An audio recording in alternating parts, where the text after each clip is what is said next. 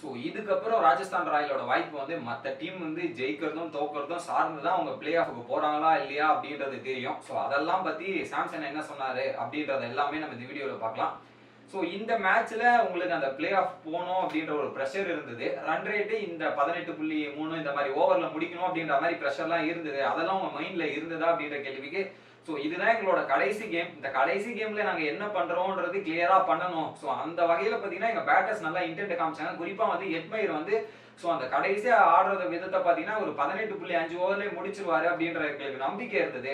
So அதை முடிக்க முடியல. பட் அதை தாண்டி நாங்கள் மேட்சை ஜெயிச்சிட்டோம். ஸோ அதை பார்த்துட்டு நாங்கள் குவாலிஃபை ஆகும் அப்படின்ற சான்ஸுக்கு டேபிளில் போய் பார்க்கும்போது எனக்கே ஷாக்காக தான் இருக்கும். நாங்கள் 5வது பொசிஷனில் இருக்கோம், நெட் ரேட் நாங்கள் மாறவே இல்லை அப்படின்றது. ஏன்பா கிளியராக 18.5 அப்படின்றது சொல்லியிருந்தாங்க.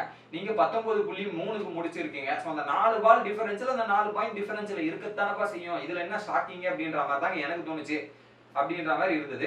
அடுத்தது நீங்க ஜெய்ஷாலை பத்தி என்ன நினைக்கிறீங்க அப்படின்னும் போது ஜெய்ஷால் வந்து செம்மையா இந்த சீசனை பொறுத்தவரைக்கும் வேற லெவலா பிளே பண்ணிட்டு இருந்தாரு. ஈச் அண்ட் எவ்ரி கேம்னு அவர்கிட்ட பேசிட்டே இருப்பேன். ஸோ இப்போ அவருக்கு வந்து நிறைய மெச்சூரிட்டி கிடைச்சிருக்கு. ஸோ எந்த அளவுக்கு மெச்சூரிட்டின்னு பாத்தீங்கன்னா கிட்டத்தட்ட ஒரு 100 T20 ஆடினா எந்த ஃபீலிங் கிடைக்குமோ அந்த மாதிரி ஃபீலிங்ல அவர் இருக்காரு. ஸோ அந்த மாதிரி ஒரு இன்னிங்ஸ் ஆடிட்டு இருக்காரு அப்படின்றத சொன்னாரு.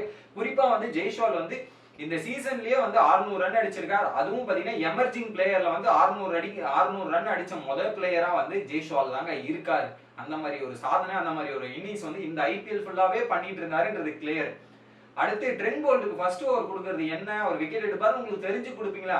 இல்லங்க, அவர் ஃபர்ஸ்ட் ஓவர் போட்டாவே 90% விக்கெட் எடுப்பாரு. இது என்ன தெரிய வேண்டியது இருக்கு?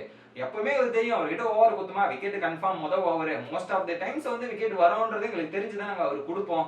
பட் இதெல்லாம் பண்ணி என்ன பிரயோஜனம்? ஸோ கடைசி கேம் வந்துட்டோம். ஸோ ஒரு சில இடத்துல வந்து இந்த லாஸ்ட் ஆஃப் த டோர்னமெண்ட்ல எங்களோட மொமெண்டம் நிறைய இடத்துல போயிருச்சு. ஸோ இதுக்கப்புறம் மேட்ச் வந்து மற்ற டீம் ஜெயிப்பதும் தோப்பதும் எங்களோட கையில் இல்லை. அவங்களாம் பார்த்து பண்றது தான் நாங்கள் பிளே ஆஃப் போறதும் இருக்கிறதும் அப்படின்ற மாதிரி சொல்லியிருந்தாரு. So first half of the ஐபிஎல்ல பார்த்தீங்கன்னா இவங்கெல்லாம் டாப் 4ல வருவாங்கப்பா அப்படின்ற நம்பிக்கை இருந்தது. செகண்ட் ஹாஃப்ல என்னப்பா இப்படி அப்படி இருந்த நான் இப்படி ஆயிட்டேன் அப்படின்ற நிலைமை தாங்க RRக்கு இருக்கு. நீங்க என்ன நினைக்கிறீங்க அப்படின்றத கமெண்ட் பண்ணுங்க. வீடியோ பிடிச்சிருந்தா லைக் பண்ணுங்க கைஸ்.